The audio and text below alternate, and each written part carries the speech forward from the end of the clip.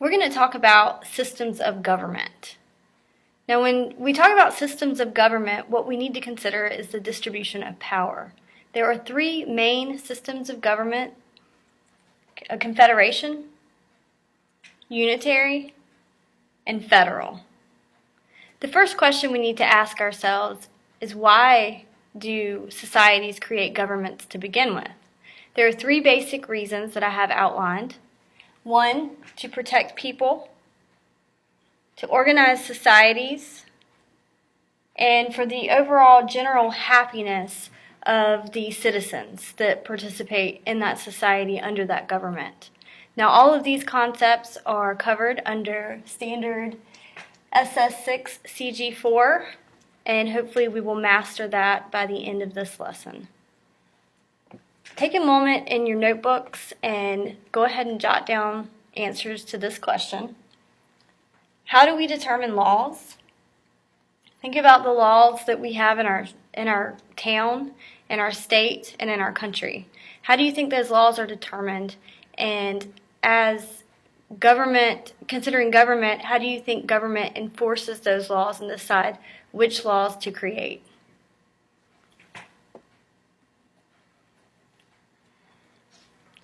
The first system of government we're going to discuss is confederation. Now, a confederation is made up of the word con and federation. Con means with, and federation means an agreement between nations or states. That being said, as you look at the chart on the right, it outlines the distribution of power under a confederal system.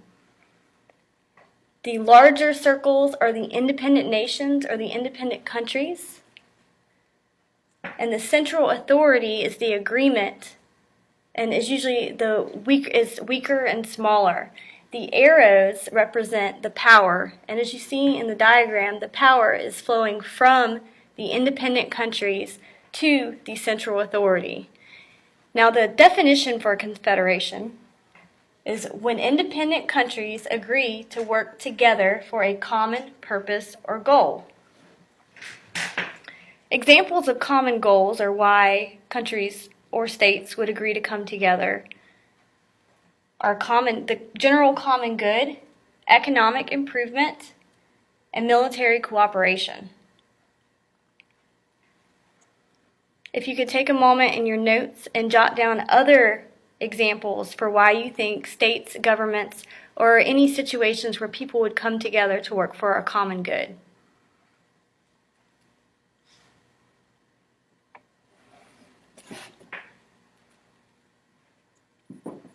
Real-life examples of confederations on a large scale would be the European Union. The European Union was formed after World War II when the countries of Europe got together and decided to create an alliance to prevent wars in neighboring countries. The common monetary unit for the European Union is the euro, and this helps also in terms of the economy and tourism. So when people in France decide to travel to Italy, or Germans cross borders, they don't have to continue to exchange money. They can use one common monetary fund called the euro. On a small scale, the example I have is the Football Federation Association. It's the International Football Association. And when I say football, of course I mean soccer. And the Confederation Cup. The Confederation Cup is basically a group that was formed that is composed of 6 different continental associations. The different continental associations are composed of 209 nations, and they basically come together for the common goal of managing international competitions. In 2013, Brazil held the World Cup, and they beat Spain.